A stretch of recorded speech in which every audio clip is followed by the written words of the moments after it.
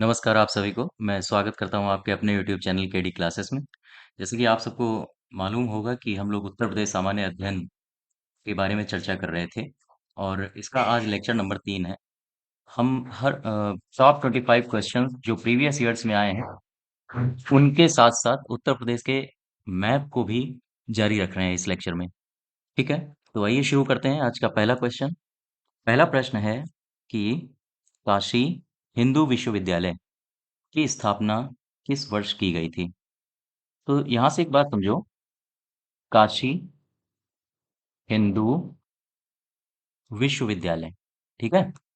काशी हिंदू विश्वविद्यालय की स्टैब्लिशमेंट हुई थी 1916 में और काशी हिंदू विश्वविद्यालय को बनारस हिंदू विश्वविद्यालय,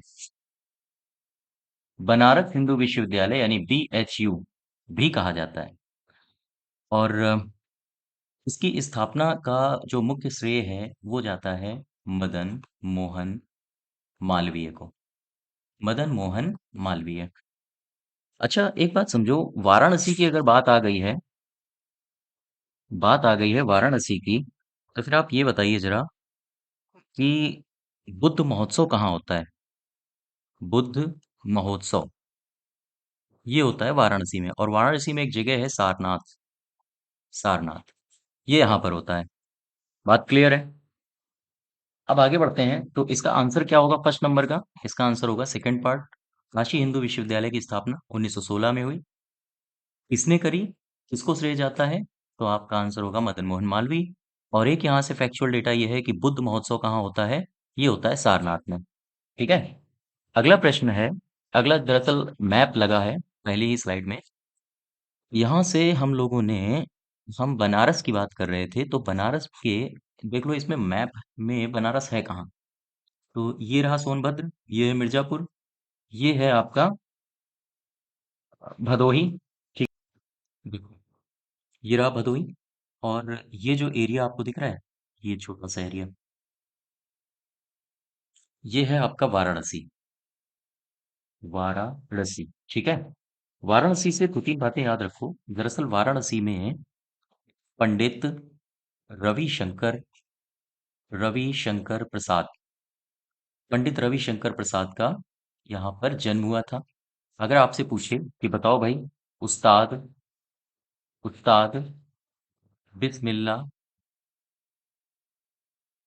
बिस्मिल्ला खां, इनका जन्म कहाँ हुआ था? तो इनका भी जन्म वाराणसी में हुआ था। हम आपसे पूछें कि एक कुमरी गायिका है, कुमरी गायिका, इनका नाम है गिरिजा गिरिजा देवी। इनका ये भी कहाँ से संबंधित है? तो इनका भी जन्म हुआ था यहीं वाराणसी में। संत रैदास, बताइए, नाम सुना है? संत रैदास, इनका भी जन्म कहाँ हुआ था? वाराणसी में।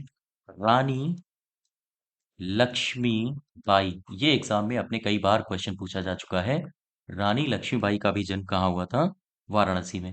अच्छा, वाराणसी में एक जगह है, बनारस में एक जगह है दरअसल सारनाथ। यहां से ये भी फैक्चुअल डेटा आप याद रखो। भगवान यानी कि गौतम बुद्ध ने अपना पहला उपदेश ये कहाँ दिया था? ये दिया था सारनाथ में, जो कि वाराणसी में है। और एक बात बताइए, कबीर साहब कबीर साहब के दोहे आपने कई सारे पढ़े होंगे, तो बताइए कबीर साहब का जन्म भी कहाँ हुआ था? ये भी जन्म हुआ था वाराणसी में, और इनकी मृत्यु हुई थी मगहर में। मगहर, ठीक है। इनकी मृत्यु हुई थी मगहर में, और ये संत कबीर नगर में है। तो यहां से ये जानकारी आप याद रखोगे। नेक्स्ट क्वेश्चन की तरफ बढ़ते हैं। अगला है दूसरा हमारा। उत्तर प्रदेश उत्तर प्रदेश में आलू विकास नीति ये किस वर्ष आई थी? तो आलू विकास नीति, देखो, आलू विकास नीति ये आई थी उत्तर प्रदेश में 2014 में। तो इसका सही आंसर होगा 2014। अच्छा, ये कौन सा इस विभाग ने इसको जारी किया था, क्या बता सकते हो? विभाग का नाम बताइए, किस विभाग ने इसको जारी किया था? तो आंसर होगा उद्यान एवं उद्यान एवं खाद्य प्रसंस्करण विभाग। ठीक है, किस विभाग से संबंधित है ये? उद्यान एवं खाद्य प्रसंस्करण विभाग। अब बात आ गई है आलू की, तो आलू हो या गेहूं हो या फिर गन्ना हो, इन सब में यूपी का पहला स्थान है। यूपी का पहला स्थान है काहे में? इनके उत्पादन में। ठीक है, इन सब के उत्पादन में यूपी का पहला स्थान है। अच्छा, एक चीज बताइए, एक योजना शुरू करी गई है, इसका नाम है प्रयोगशाला से प्रयोगशाला से खेतों तक। खेतों तक, ये एक कार्यक्रम है। इसे शुरू किया गया है, कब किया गया है और किसने शुरू किया है? ये उत्तर प्रदेश सरकार की एक योजना है और इसे शुरू किया गया है 1979 में। ठीक है, ये जो आलू है, क्या इसका निर्यात भी होता है? जैसे हम अगर आपसे पूछें कि प्रदेश के कृषि निर्यातक क्षेत्र के नाम बताइए। तो प्रदेश के कृषि निर्यातक क्षेत्र हैं, एक है सहारनपुर। सहारनपुर, दूसरा क्या है? दूसरा है लखनऊ। ठीक है, और तीसरा कृषि निर्यातक क्षेत्र है, इसका नाम है आगरा। प्रश्न आपसे यह है कि सहारनपुर से क्या निर्यात किया जाता है? सहारनपुर से कौन सा सामान निर्यात किया जाता है? तो आंसर होगा आम। लखनऊ से क्या निर्यात किया जाता है? यहां से भी आपका आंसर होगा आम। और आगरा से क्या निर्यात किया जाता है? तो इसका नाम है आलू। तो इतनी सारी जानकारियां हो गई। अब एक यहाँ से फैक्ट पूछा जाता है अपने एग्जाम में, और कई बार पूछा गया है कि आगरा से जो आलू का निर्यात होता है ना, वो किस ब्रांड नाम से होता है? इसका जो निर्यात वो किस ब्रांड नाम से होता है? तो इसका नाम होगा ताज। आपसे अगर ये पूछा जाए कि ताज ब्रांड नाम से निर्यात किस सब्जी का होता है, तब भी आंसर होगा आलू। और ये कहाँ से होता है? ये दरअसल होता है आगरा से। अगली स्लाइड में दिया है मैप, और हम लोग चर्चा अभी कर रहे थे आगरा की। तो इसमें जरा लोकेशन देखो, आगरा है कहाँ। हम्म आपको आगरा मिलेगा। ये हमारा कर्सर देखिए मैप में कहाँ जा रहा है? ये जा रहा है,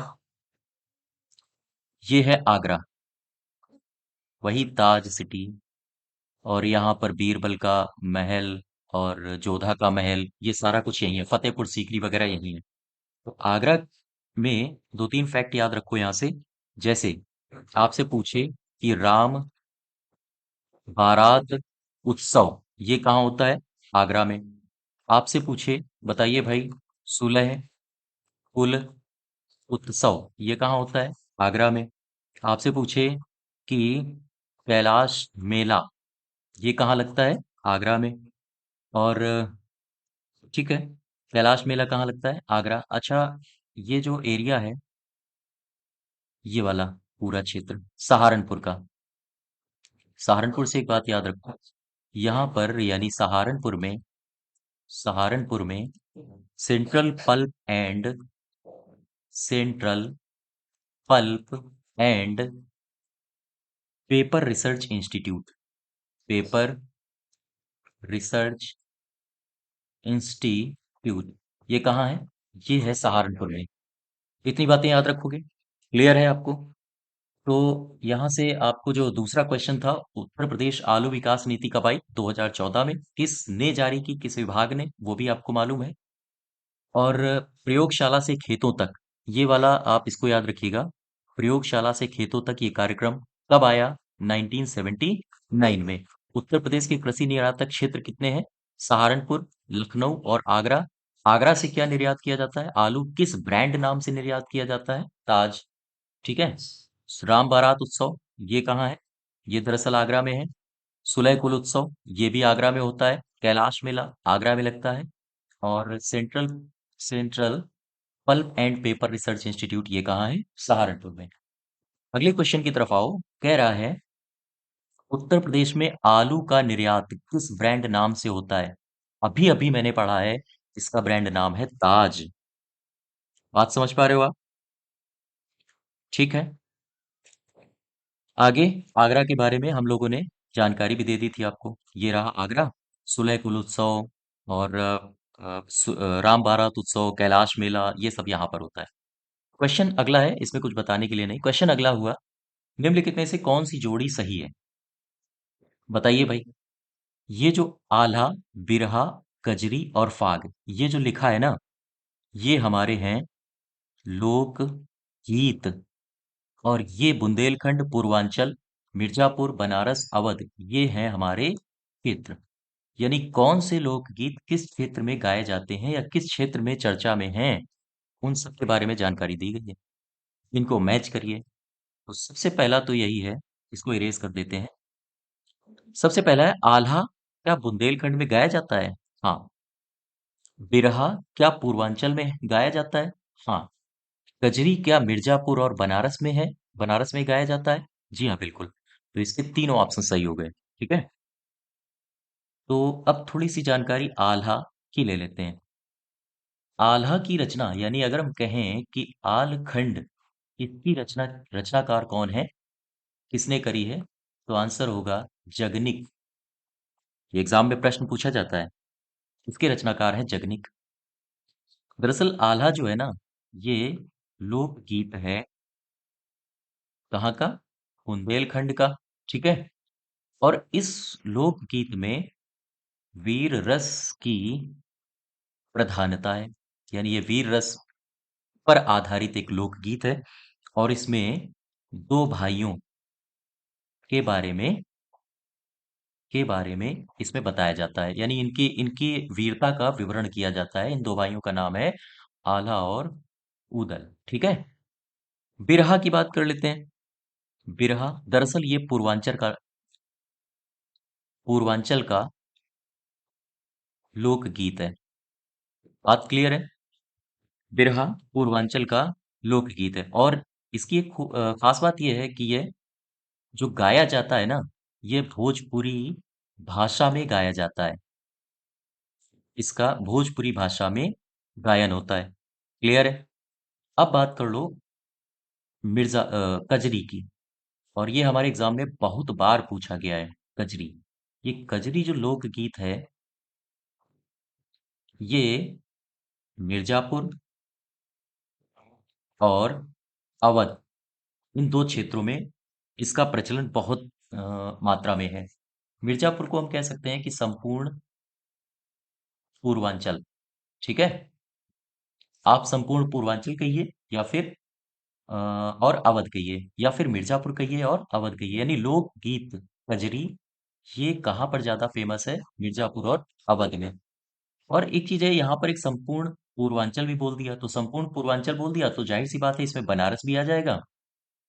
इसमें बनारस भी आ जाएगा, गाजीपुर भी आ जाएगा, और इसमें आ जाएगा चंदौली। तो आंसर क्या होगा? आंसर होगा एक दो तीन, दोनों दोनों एक दो तीन, तीनों तीनों सही है। ठीक है। आगे बढ़ते हैं।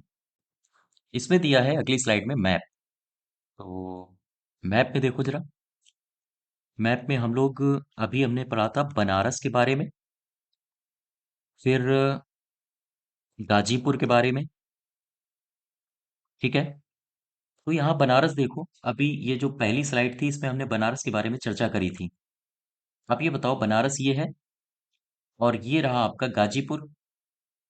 ध्यान से देखो, ये बनारस है। ठीक। बनारस, और ये है गाजीपुर। गाजीपुर को, ये जो गाजीपुर है ना, इसे बनारस को काशी भी कहा जाता है। तो हम अगर आपसे ये पूछें कि काशी की बहन, ये किसे कहा जाता है, तो आंसर होगा काशी की बहन कहा जाता है गाजीपुर को। गाजीपुर में एक स्तंभ है जिसे कहा जाता है लाटिया स्तंभ। ये भी हमारे इस एग्जाम में पूछा जाता है कि लाटिया स्तंभ ये कहाँ है। इरेज कर देते हैं। लाटिया स्तंभ ये कहाँ है? हम्म।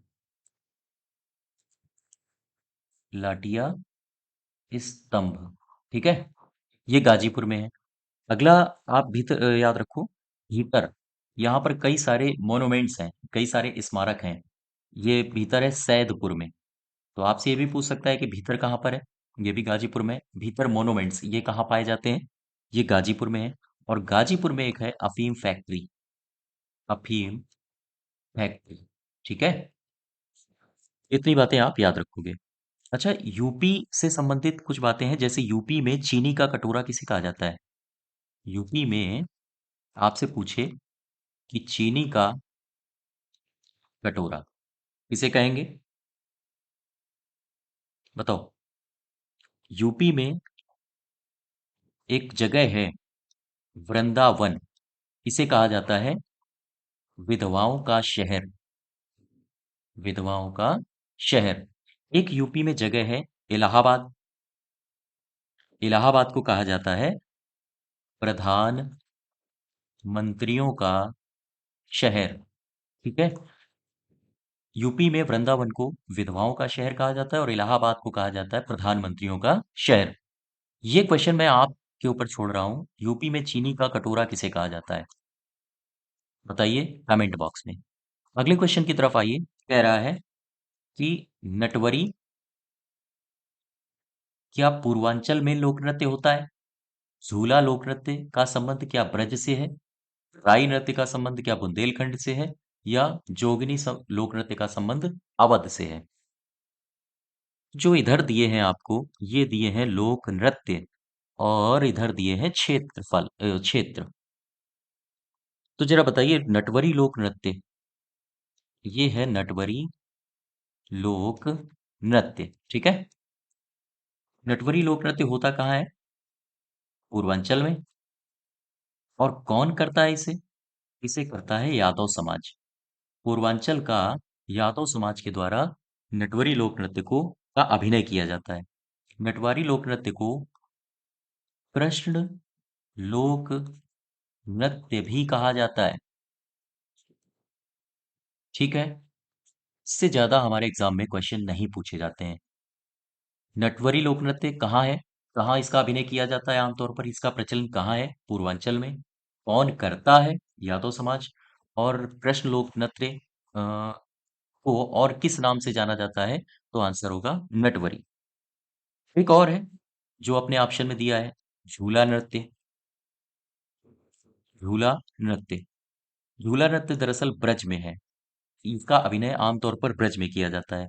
ब्रज से संबंधित और भी लोक नृत्य हैं जो हमारे एग्जाम में पूछे जाते हैं। कौन कौन से हैं, एक है रास, ये भी ब्रज का ही लोक नृत्य है। चरकुला, ये भी ब्रज का ही लोक नृत्य है। और एक है मयूर। ये तीन के तीनों लोक नृत्य कहाँ के हैं, ब्रज से संबंधित हैं। ठीक है, अब आगे आओ, तीसरे ऑप्शन में दिया है राई नृत्य। राई नृत्य, राई नृत्य ये कहाँ पर होता है, दरअसल ये होता है बुंदेलखंड में। ठीक, राई नृत्य का संबंध किस क्षेत्र से है, बुंदेलखंड से। बुंदेलखंड के और कौन कौन से अपने लोक नृत्य हैं जो यूपी में ज्यादा प्रचलित हैं, जिसे आपने नाम सुना होगा, ख्याल नृत्य। ख्याल नृत्य में एक खास बात ये होती है कि इसमें रंगीन कागज और बांस के मंदिर बनाए जाते हैं। मंदिर बनाकर उन्हें सिर पर रखा जाता है। सिर पर रख कर फिर इसके बाद नृत्य किया जाता है। तो आपसे क्वेश्चन पूछ सकता है कि कौन सा ऐसा नृत्य है जिसमें रंगीन कागज और बांस के मंदिर बनाकर नृत्य किया जाता है। तो इसका आंसर होगा ख्याल। और ख्याल कहाँ पर होता है, बुंदेलखंड में। ठीक है, एक और बुंदेलखंड से है जिसका नाम याद रखो, सैरा या सायरा। ये भी फोक डांस बुंदेलखंड से ही संबंधित है। पाई डंडा, ये भी बुंदेलखंड का फोक डांस है। खैर, अब आगे बढ़ते हैं। क्वेश्चन तो नहीं है, अगले में स्लाइड दिया हुआ है। स्लाइड में स्लाइड में आप ये देखिए, हम लोगों ने क्वेश्चन में क्या पढ़ रहे थे, लास्ट में जोगनी, जोगनी नृत्य है अवध से। ठीक है, तो इसका आंसर हो जाएगा 1 2 3 4, ये चारों सही है। अब एक बात समझो, अवध की बात करें, अवध, तो अवध में आपने लखनऊ का नाम सुना होगा। लखनऊ है कहाँ हमारे मैप में? ये रहा लखनऊ। अवध, अयोध्या, लखनऊ, ठीक है, इन सब क्षेत्र में अवध का विस्तार है। ये रहा हमारा लखनऊ। लखनऊ, देखो जरा, हम आपसे अगर पूछें कि बताओ रूमी दरवाजा, ये कहाँ है? ये भी है लखनऊ में। हम आपसे पूछें कि बताओ इमाम बाड़ा, ये भी लखनऊ में है। क्वेश्चन ये पूछा जाता है बहुत मात्रा में कि छतर मंजिल, ये कहाँ पर है? तो इसका आंसर क्या होगा? इसका आंसर होगा लखनऊ। ठीक है, लखनऊ में एक राज्य संग्रहालय है। राज्य संग्रहालय, इसकी स्टैब्लिशमेंट कब हुई थी? 1863 में। लखनऊ में एक लोक कला संग्रहालय है। इसकी स्टैब्लिशमेंट कब हुई थी? 1989 में। लखनऊ में ही चंद्रिका देवी मंदिर है। चंद्रिका देवी मंदिर कहाँ है? लखनऊ में है। लखनऊ में ही है राम मनोहर लोहिया पार्क, ये भी कहाँ है? लखनऊ में। अच्छा, आपसे क्वेश्चन जो बहुत मात्रा में पूछा जाता है वो है इंदिरा गांधी, इंदिरा गांधी नक्षत्रशाला, ये कहाँ है? ये भी आंसर होगा इसका लखनऊ। क्लियर है बात? आगे बढ़े। अगला प्रश्न है, गणेश शंकर स्मारक विद्यार्थी मेडिकल कॉलेज, ये कहाँ पर है? ये सबको पता होगा आंसर इसका। इसका आंसर है कानपुर। ठीक है, इसका आंसर है कानपुर। अब जरा इसके ऑप्शन में आओ। मेरठ, मेरठ दिया है, मेरठ का वन डिस्ट्रिक्ट वन प्रोडक्ट बताओ। इसका वन डिस्ट्रिक्ट वन प्रोडक्ट है खेल का सामान। समय समय पर ये रिवीजन करते रहिए, नहीं तो स्किप हो जाएगा, सब कुछ भूल जाओगे। हमने पहले वीडियो में सारा का सारा डिटेल में one district one product discuss किया है। रिवीजन करो जरा, झांसी का वन डिस्ट्रिक्ट वन प्रोडक्ट क्या है? इसका है सॉफ्ट टॉय। ठीक है, कानपुर का क्या है? कानपुर का है चमड़ा उत्पाद। और प्रयागराज का है मूंज उत्पाद। मूंज से बने हुए उत्पाद। ठीक है, क्लियर है इतना? चलिए, मेरठ से कुछ बातें और देख लेते हैं। दरअसल इसको मैप में देखो, ये है मेरठ, सहारनपुर, शामली, मुजफ्फरनगर, और ये जो आपको दिख रहा है ये क्षेत्र, ये है मेरठ। ठीक है, मेरठ। मेरठ में देखिए, मेरठ में एक जगह है सरधना। सरधना, यहां पर बेगम समरू द्वारा, यहां पर बेगम समरू द्वारा एक चर्च का निर्माण किया गया था। तो ये हमारे एग्जाम में पूछा जाता है कि बेगम समरू निर्मित चर्च कहाँ है? मेरठ में। अगर ये पूछे मेरठ में कहाँ है, तो आंसर होगा सरधना। क्लियर है? अच्छा, एक और कौन सा ऑप्शन था? ऑप्शन नंबर 2 था झांसी।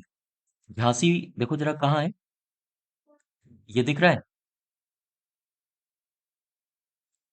कर्सर देखिए, ये है झांसी। ठीक, झांसी में क्या फेमस है? झांसी में, इसका पुराना नाम आपसे पूछ सकता है एग्जाम में, झांसी को पहले क्या कहा जाता था? पुराना नाम इसे कहा जाता था बलवंत, बलवंत नगर। याद रखिएगा। ट्रांसफार्मर कारखाना कहाँ है?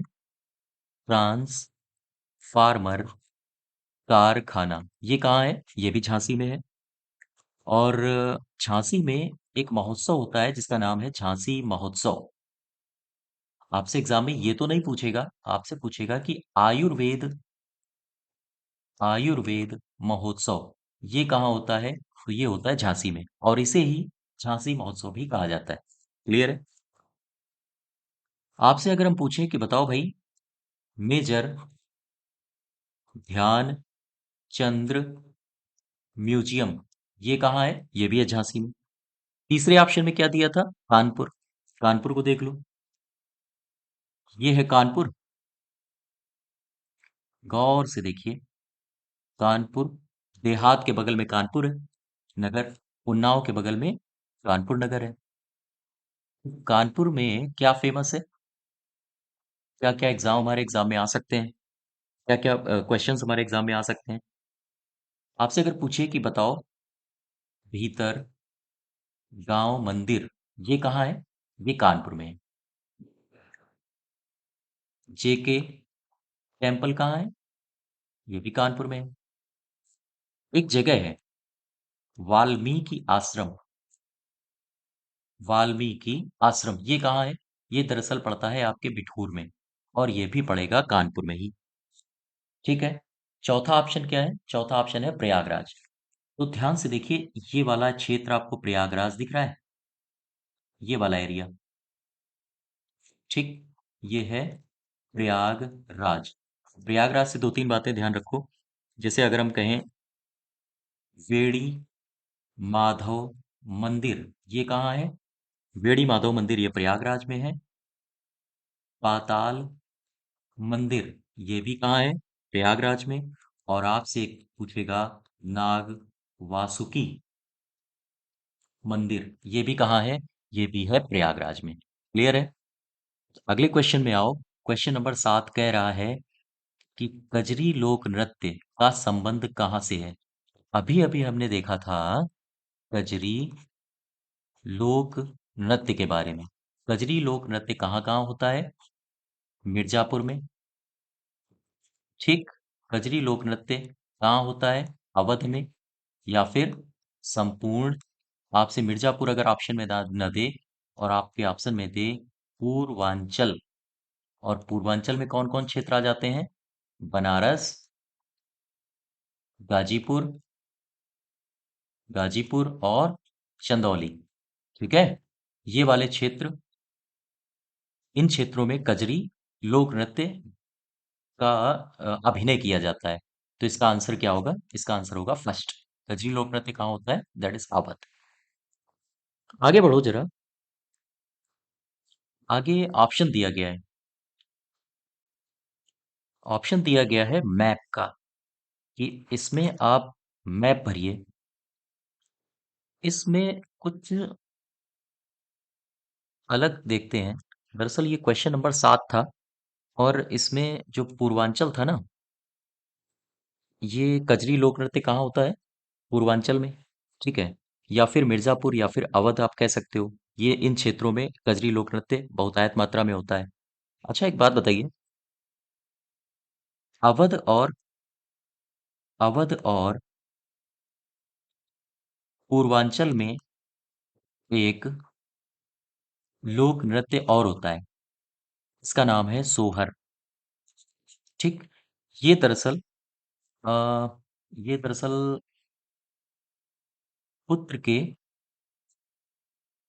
पुत्र के जन्म के अवसर पर किया जाता है। आपसे अवसर भी पूछता है एग्जाम में। एक नृत्य और याद रखो, इसका नाम है चैती। ठीक है, इसका नाम है चैती। ये जो लोकगीत है ना, और ये जो सोहर है, ये लोकगीत है। जो चैती लोकगीत है, यह भी पूर्वांचल में होता है। ठीक। और एक और है लोकगीत, इसका नाम है ढोला। ढोला, यह दरअसल आगरा और मेरठ का प्रसिद्ध लोकगीत है। प्रसिद्ध लोकगीत है। ठीक। ढोला किसका प्रसिद्ध है? आगरा और मेरठ में। अच्छा, एक बात ये बताइए, इसमें ढोला में दो शख्स हैं, एक का नाम है ढोला और एक का नाम है मारू। इनके चरित्र का वर्णन किया जाता है इस लोकगीत में। इनके चरित्र का वर्णन इस लोकगीत में किया जाता है। आगरा से देखो जरा, यह है आगरा। आगरा में एक घराना है जिसे बोलते हैं आगरा घराना। नाम तो सुना ही होगा, बनारस घराना, लखनऊ घराना, आगरा घराना, करौली घराना या शाहजहांपुर घराना। कई सारे घराने हैं जो हम लोग कला और संस्कृति में उत्तर प्रदेश स्पेशल जब पढ़ेंगे तो वहाँ डिटेल से पढ़ेंगे। अभी देखो आगरा घराना जो है, इसके इसकी उत्पत्ति दरअसल अलकदास और मलूकदास, ऐसा माना जाता है कि आगरा घराने की जो उत्पत्ति है वो अलकदास और मलूकदास ने करी है। आगरा घराने के जो अन्य नाम हैं, अन्य नाम अपने एग्जाम में पूछे जाते हैं। आगरा घराने को रंगीला घराना भी कहा जाता है। आगरा घराने को कव्वाल कच्चा घराना भी कहा जाता है। ठीक है, ये सारे आगरा घराने के नाम हैं।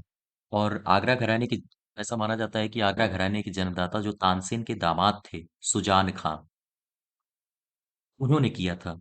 और इसके बाद इन्हीं के परिवार से दो भाई थे, श्याम रंग और सरस रंग। और इन्होंने आगरा घराने को एक नई पहचान दी थी। तो खैर ये हम डिटेल में एनालिसिस करेंगे इसका। ठीक है, आगे बढ़ते हैं अगले क्वेश्चन में। क्वेश्चन नंबर 7 में कजरी लोक नृत्य का संबंध कहाँ से है? अवध से। क्वेश्चन नंबर 8 में आओ, कह रहा है निम्नलिखित में से कौन सी नदी है जो गंगा की सहायक नदी है? दरअसल ये जो जानवी है ना, ये गंगा का नाम ही है। कालिंदी और सूर्यपुत्री, ये यमुना का पर्यायवाची या यमुना का ये नाम है। यमुना को कालिंदी भी कहा जाता है, यमुना को सूर्यपुत्री या सूर्य तनया भी कहा जाता है। और जो जानवी है, जैसे गंगा के अन्य नाम में जाए, कौन कौन से हैं नाम गंगा के? सुरसरी, सुरसरी, भागीरथी, ये गंगा को ही कहा जाता है। पद्मा, गंगा को कहा जाता है। और देवनदी, ये भी गंगा को कहा जाता है। और जाह्नवी, ये भी गंगा को कहा जाता है। क्लियर है? अब एक प्रश्न ये है कि गंगा जो नदी है, ये हमारे यूपी के कितने जिलों से बहती है? तो आंसर होगा, टोटल है 28। क्लियर है? कौन कौन से जिले हैं देख लो जरा। ये प्रवेश कर रही है बिजनौर से। बिजनौर के बाद ये कहाँ आती है? मुजफ्फरनगर में। फिर इसके बाद, चलो मैप में आप लिखते भी जाइए। पहले ये कहाँ से निकली, प्रवेश किया उत्तर प्रदेश में? बिजनौर। बिजनौर के बाद मुजफ्फरनगर। ठीक है, तीसरा फिर ये कहाँ आएगी? ये फिर आएगी मेरठ में। फिर ये कहाँ है? ये है आपका चौथे नंबर पर है अमरोहा। ठीक है, मेरठ से आएगी अमरोहा। फिर ये पांचवा है हापुड़, ये जाएगी हापुड़। हापुड़ के बाद, हापुड़ के ठीक नीचे है छठा नंबर बुलंदशहर। इसके बाद इसका प्रवेश होता है बुलंद शहर में। सेवेंथ नंबर पर है आपका हापुड़ के नीचे, अमरोहा के नीचे कौन सा ये है संभल। हाँ, संभल। इसके बाद ये संभल में प्रवेश करी। संभल के ठीक नीचे आप जब आओगे तो आपको मिलेगा 8 नंबर, ये है 8 नंबर, ये है बदायूं। बदायूं, बदायूं के ठीक नीचे जब आप आओगे ना 9वें नंबर पर, तो ये है कासगंज। मैप में ध्यान से देखते रहिए, कासगंज। क्लियर है? इसके बाद 10वें पर आओ। 10वां है फर्रुखाबाद। ये यहाँ से गंगा नदी बह रही है, फर्रुखाबाद। अच्छा, फर्रुखाबाद से आप जब नीचे की तरफ आओगे तो आपको मिलेगा कन्नौज। 11वें नंबर पर है कन्नौज। और ये रहा हरदोई 12वां। फिर ये कहाँ प्रवेश करेगी? ये करेगी कन्नौज में। 12th नंबर पर ये जाएगा आपका हरदोई। हरदोई से फिर ये 13वें नंबर पर ये प्रवेश करेगी उन्नाव। 13वां कानपुर नगर। 14 कानपुर देहात। 15, यानी 13वें पर कौन है? 13वें पर है उन्नाव। उन्नाव। 14 कानपुर नगर। और 15 पर है कानपुर देहात। ठीक है, इसके बाद ये प्रवेश करेगी प्रतापगढ़ में। ये है, ये तो है आपका, चलिए, इसके बाद 15 ये है आपका रायबरेली, और ये है आपका प्रतापगढ़। फिर ये प्रवेश करेगी रायबरेली में, ठीक, और फिर ये प्रवेश करेगी प्रतापगढ़ में। क्लियर है? प्रतापगढ़। और इसके बाद ये रहा आपका फतेहपुर, 18 नंबर पर फतेहपुर। क्लियर है? 19 नंबर में कौन सा है? कौशाम्बी और प्रयागराज। ये है कौशाम्बी और ये है प्रयागराज। कौशाम्बी। और 20 नंबर में है प्रयागराज। क्लियर है? इसके बाद मिर्जापुर, 21, 22, 23, और ये रहा 14, 24, 25, और ये कौन सा है? प्रयागराज हो गया। प्रयागराज के बाद आप देखो 21 नंबर, ये है आपका, इसको क्या बोलेंगे, भदोही। ठीक है। 22 नंबर में कौन सा दिया है? ये है मिर्जापुर। मिर्जापुर 22। इसके बाद आओ नीचे, 23 नंबर में ये है वाराणसी। वाराणसी। 24 नंबर में एक जिला दिया है जिसका नाम है चंदौली। चंदौली। 25 पर है आपका गाजीपुर। गाजीपुर। 26 पर है आपका बलिया। ठीक है। ये है बलिया।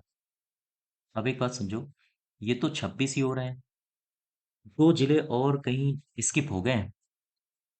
देखो, एक तो आपका स्किप हुआ है 7 से, जब ये प्रवेश करेगी 7 नंबर में संभल है, और ये है आपका अलीगढ़। तो ये संभल से प्रवेश करेगी अलीगढ़ में। ठीक है। तो यहाँ पर हम ऐसे ही सीक्वेंस में नंबर डाल लेते हैं। ये है 27 नंबर। दरअसल ये प्रवेश करेगी संभल के बाद। तो आप एक मोटा मोटा आइडिया के लिए ले लो, ये अलीगढ़ में भी जाती है, अलीगढ़ में भी। और एक और है, ये है आपका शाहजहांपुर। तो ये जब हरदोई से निकलेगी तो फिर ये प्रवेश करेगी शाहजहांपुर में। तो यहाँ पर एक जिला और है, शाहजहांपुर। इन 28 जिलों से गंगा नदी निकलती है। क्लियर है बात? तो इसका आंसर क्या होगा, कौन सी गंगा नदी की सहायक नदी? वाकई में ये नाम है जानवी। ठीक है। क्वेश्चन नंबर 9 में आओ। प्रतापगढ़ निम्नलिखित में से किस नदी के किनारे है? प्रतापगढ़। प्रतापगढ़ को जरा मैप में देखो, ये है कहाँ पे?